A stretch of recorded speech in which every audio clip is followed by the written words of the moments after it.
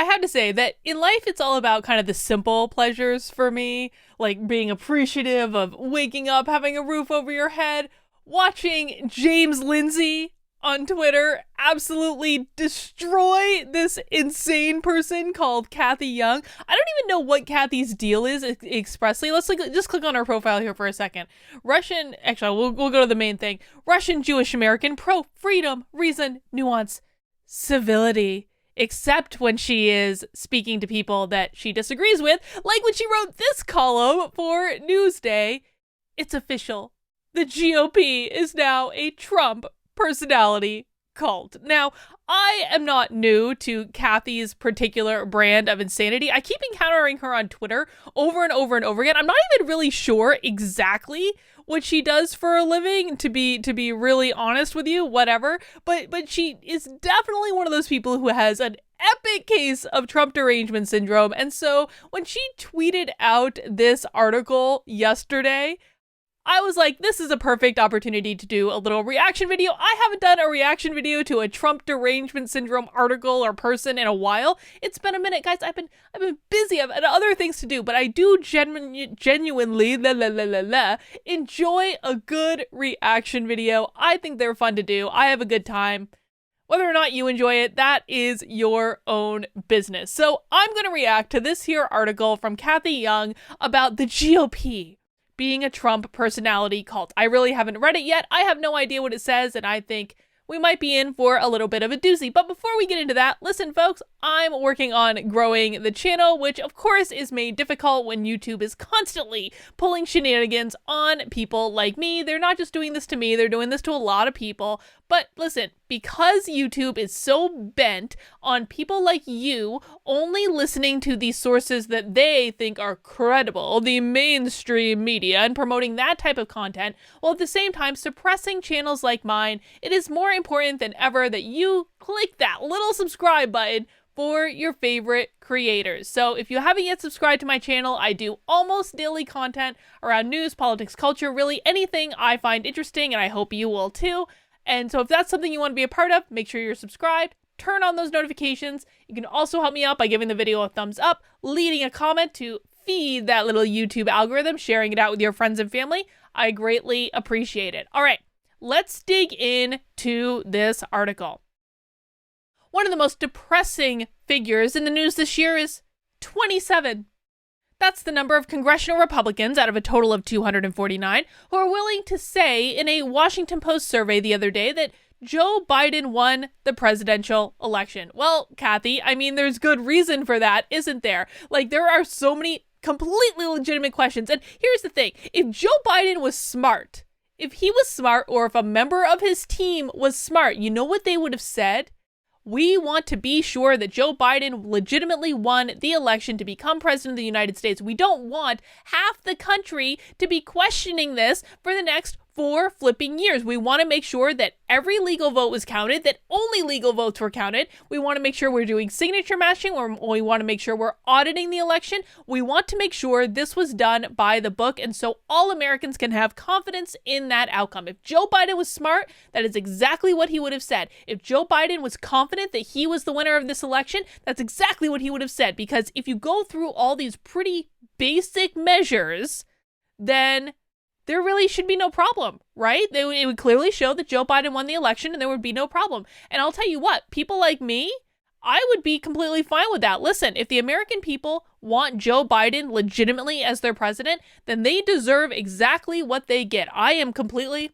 If you want a horrible corporatist president, you are going to deserve exactly what you get. And it's so funny on Twitter now, watching the progressives kind of wake up to this notion that Joe Biden is not going to meet with their cause at all. Listen, I saw a tweet this morning from Black Lives Matter saying, it's been 32 days that we've been trying to get Joe Biden to meet with us, and they haven't done it yet. Well, shockingly, that's shocking. No, it's not. Not to anyone who's paying attention. If the progressives were really smart, they would have voted for Trump, because Trump is a populist at the end of the day. The progressives have more in common with Donald Trump than they do with Joe Biden, and if they didn't have Trump derangement syndrome like Cathy Young here clearly has, they would have been able to realize that. Let's keep going.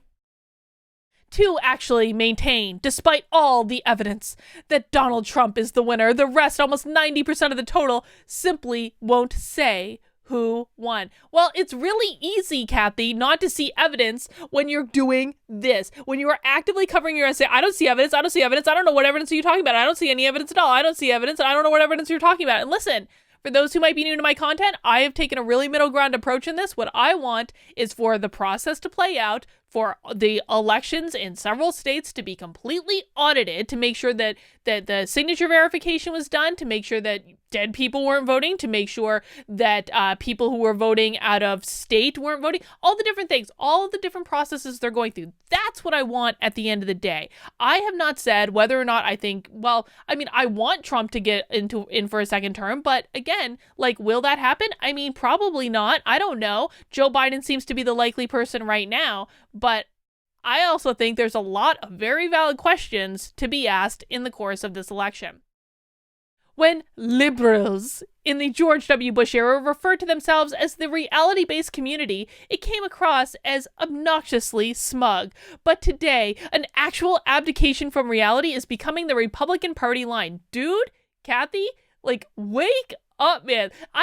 Oh my God. So let me show you guys this. I'm gonna get onto my Twitter. This is impromptu. I did not plan this, but I want to just show you guys something that happened this morning. So my daily routine in the morning is that I basically get up and I like look at Twitter because I'm a nutcase. And what I found this time, and I'm not going to turn on the sound to this, but I'll link it in the description below if you want to go and read it. There's this recording of Joe Biden meeting with civil rights activists and basically telling them to go screw. Like, honestly, I mean, he doesn't say that specifically, but he is obviously not meeting their demands at all. And you have people now that, like, this is a Black Lives Matter activist tweeting this stuff out saying, oh my God, can you believe that this is Joe Biden, this is what he's doing? And you got all these people that are like, I don't, like, what's going on? What's going on? Joe Biden isn't meeting our demands. You want to know why they're doing that, Cathy? Because none of you have been living in reality. Every single person like me could have told you that this is exactly what was going to happen. Joe Biden was never going to play into that stuff. Joe Biden is not a progressive. He's a corporatist, man. And now the people he's bringing into his administration are corporatists. They're from the Obama era. And guess what happened after Obama? We got Trump. So if Joe Biden makes it into the Oval Office, I actually feel really secure that it's going to lead in 4 years to exactly the outcome that I want. To be sure, these are exceptions, such as there are exceptions, such as Georgia's Secretary of State, Brad Rothfuss, I don't know how to pronounce Brad's name, I'm sorry, and Governor Brian Kemp, who have staunchly rebuffed attempts to overturn the state's election results. No one is talking about overturning, Cathy. Why are you so scared of signature verification? Why are you so scared, Cathy? And isn't it funny, too? I find it really funny that now that Texas and like 19 other states have sued Pennsylvania, Michigan, Wisconsin, and Georgia over this whole mess, it's so funny how that we've seen a little bit of an uptick, haven't we, in the amount of crazy nonsense articles like this that are completely distorting what is actually going on. Maybe it's because they don't understand what's actually going on. Maybe it's just because they know it is in their best interest to play to the worst possible interpretation, like leaving reality staunchly in the dust of what's going on. Texas Attorney General Ken Paxton has filed a lawsuit asking the Supreme Court to throw out the outcome of the vote in 4 battleground states. That's not what the lawsuit says, Cathy. That's not remotely what it says at all. On the grounds that those states unconstitutionally changed their voting procedures this year to facilitate mail-in voting. Okay, so I spoke too soon. Cathy is actually correct. That is exactly, what that lawsuit says, that they unconstitutionally changed their mail-in voting procedures. Listen, there is a difference between state procedure and federal procedure, right? You can change your state's voting procedures, but you have to follow certain guidelines when it comes to that being applied in a federal, i.e. presidential, election. This is just reality, man. These are the laws of the country. These changes were made months ago, but not challenged at the time. Obviously, the issue is simply that Biden won those states. Well, in your ever-loving dreams, dude. Now, 17 states with Republican attorney generals have filed an amicus brief in support of the suit. As Reuters, and also, by the way, P.S., last night, state legislatures from the state of Pennsylvania and from the state of Georgia also expressed support for this lawsuit. That's right, folks. That means that Pennsylvania is literally suing itself and Georgia is literally suing itself. Okay, maybe I'm using the word literally a little, like, not quite literally in this regard. I'm being rather facetious. I'm not a lawyer, but it certainly seems like Pennsylvania and Georgia are actually suing itself in the course of this particular case, which makes it the most 2020 thing that's ever happened. It's awesome. As Reuters criminal justice reporter Brad Heath points on Twitter, much of the brief essentially argues that these states don't like the voting rules that were adopted in the 4 states because they don't think it's rigorous enough. That's okay. That is a gross oversimplification. And if you guys want to know what it actually says, go on Viva Frey's channel. He breaks it all down. It's much more complicated than that. Heath notes that it would be unprecedented to let states sue each other for that. Okay. Princeton University professor of politics Ken Whittington calls it a particularly embarrassing extension of a trend towards partisan activism by state attorney generals. Dude, according to this article, 17 states, in addition to Texas, have signed on to this lawsuit. That means there are 18 attorney generals who think that this has validity. And this is a really specific constitutional question. One of the questions is it legal to treat some ballots one way and some ballots a completely different way? And no, it's not legal. The Equal Protection Clause in the Constitution specifically forbids that. What was the basis for Bush v. Gore in Florida in 2000? Guess what? Equal Protection Clause. Who were some of the people that were on that team that argued that? Amy Coney Barrett and Brett Kavanaugh and, oh, wait for it, John Roberts. Ding, ding, ding. Meanwhile, in Georgia, the 2 Republicans facing a runoff election on January 5th, Kelly Loeffler and David Perdue, whose win or loss will determine control of the U.S. Senate, have said they fully support Paxton's complaint. Good, as they should. Georgia Attorney General Chris Carr's office has called this complaint constitutionally, legally, and factually wrong. Nearly half of the Republicans in the Georgia State Senate support it as well. I'll tell you what, man, I don't know what these elected representatives in Georgia are actually thinking. Like, this is absolutely bizarre to me. They're basically like saying, oh no, we don't want to be politicians anymore. Why don't you just vote us out of office? Because that's exactly what's going to happen when their time comes on the ballot.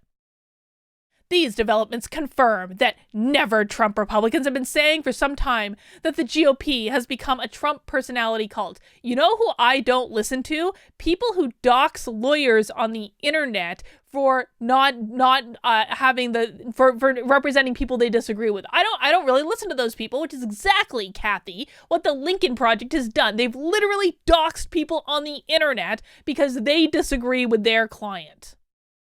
Perhaps that to me, by the way, seems to be far shadier behavior than filing a lawsuit that brings into focus very valid constitutional questions. One is about how we're implementing the Constitution in our country. One is doxing people, literally doxing people because you disagree with them. Which of those sounds more insane to you? I'm going to go with the doxing.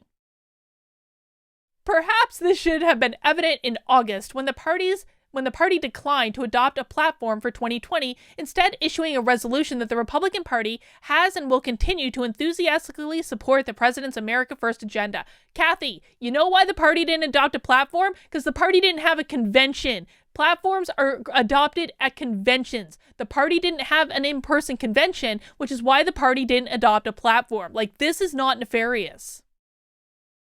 It's certainly evident now that Republicans have rushed to either support or condone Trump's delusional rants about election fraud. Writing in an anti-Trump center-right online magazine, The Bulwark, veteran conservative commentator Mona Sharon writes, "We are now at the stage when a critical mass of the Republican Party has adopted Trump's disordered personality for their own. The Republican Party is, in its iteration, a danger to American democracy." No, Cathy. You know who's a danger to American democracy? People who don't want to make sure that this election was actually legal. That's the danger to American democracy. People who are saying, shut up, don't ask questions, don't investigate. That's the danger to American democracy. Anyone who cares about American democracy should be the first to say, we want to do everything we can to make sure that this election was conducted in accordance with the laws in this country. And anyone who's not standing up and doing doing that and not allowing very valid questions to be addressed, they are the enemy of democracy.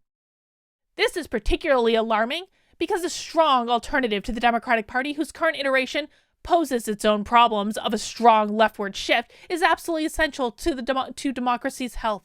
Under normal circumstances, I would root for the Senate to retain control by Republicans to balance a Democratic White House and House of Representatives. But right now, Loeffler and Perdue deserve to lose. Cathy, you're a psycho. In her Bulwark column, Karen suggests that sane conservatives need to repeal and replace the Republican Party. There is no clear path to doing that, but a thorough defeat in 2020 would be a start. Dude, the best thing the Republican Party can do is to continue down the populist path that Donald Trump put it on. I'm really excited about being part of this particular Republican Party. And listen, I think the Republican Party has a lot of issues. They've basically been eating their own the last several weeks. It's actually really disturbing for me to watch. But I think if the Republican Party commits to this populist message, this populist platform, where they're actually working for the American people, they're working for average, everyday people. Right now, the Democrats are only interested in serving corporate interests. And if you don't believe me, look at who Joe Biden is nominating to all his different executive and leadership positions. They're corporatists, man. That's exactly who they serve. They don't care about the average, everyday person. And that is exactly who the Republican Party should focus on. So in this, though, I mean, I find it very ironic, though. Cathy Young is a contributing editor to Reason magazine. Okay, so Cathy Young, an editor for Reason magazine, started this article off as GOP is now a Trump personality cult. She provided no evidence of that in this entire piece. She wrote this is like a 750 word piece about the GOP being a Trump personality cult, provided zero evidence to support that idea. So Cathy, maybe you should go back and take a writing class and understand what it means to write a thesis and then provide supporting evidence of your thesis. That might be a great place to start, Cathy. Go back to school, take a writing class. Here's your thesis. Then you get to use your article to provide evidence to support that thesis. I'm just saying. All right, guys, that's all I've got for this one. That article was really not as eventful as I thought it was going to be. It had this great title. I was like, this is going to be awesome. But I'll probably still post this video anyway, just for it's the weekend, man. I'll post it for shits and giggles. If you enjoyed it, I do more serious content throughout the course of the week. Make sure you're subscribed if you want that, or you can also join my locals community because, listen, as I was reading this article, I actually became a little worried because YouTube has now banned any talk about there being election fraud, essentially. So I don't know. I don't even know if this video is going to stay up on YouTube. We're going to have to see how that goes. But if you want my uncensored, unfiltered opinion, where there is no censorship YouTube, you'll want to join my locals community, which the information is literally right below me. It's kb.locals.com. You'll see all my videos there are ad-free. So all my videos that are on YouTube are also posted on my locals. And I do exclusive content just for people in my locals community where I can say what I really think without YouTube censoring what I put out there. All right, guys, that's all I've got for right now. I'll see you soon.